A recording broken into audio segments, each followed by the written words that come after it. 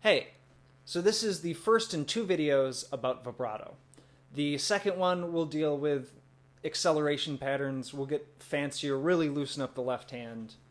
But before we do any of that, or before we play a beautiful, expressive vibrato, we need it consistent. And consistent not only on all 4 fingers, but all over the whole fingerboard. Now, you don't have to start down here in thumb position if you want to, but go for it if you're up for the challenge.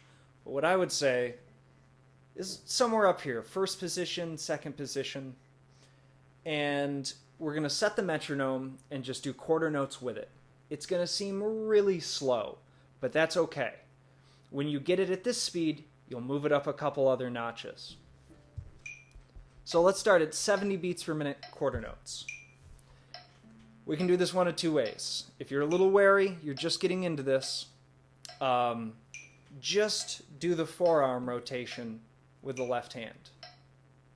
In beat, just 1, 2, 3, 4, 1, 2, 3, 4. And then switch hands. When you can do this comfortably with the metronome, and it doesn't feel like you're flying your hand all over the place, then you want to switch to bowing. We can get into the whole patting your head, rubbing your stomach at playing cello. So,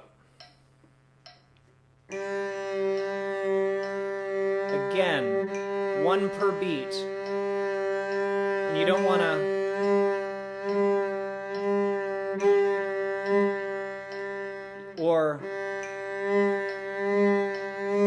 you want it as smooth of like a sine wave as possible.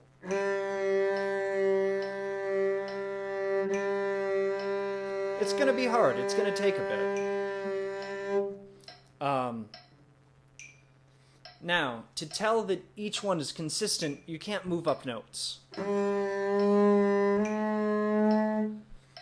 You want to get it as much to a control group as possible. So just pick a note somewhere around here and stay on that note for all 4 fingers. You might have to pause to jump over. That's okay. So when you get it down, you want to switch every 2 measures. Now that finger was a little more jagged, and you're going to find that. Some fingers will be better than others.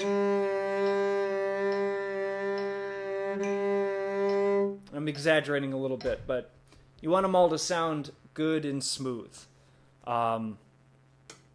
You may notice your fingers sound the same way as that. That's okay. That was kind of how I sounded when I started off. So after you get that, and you get that in a spot, move to a different area. Do all those 4 fingers in that area. Get them consistent. Try another area. Doesn't matter what key. You don't need a drone to play over. Doesn't even need to be in an actual note, though you should probably practice that so you don't start learning some weird off-tune things. But that will be everything you need.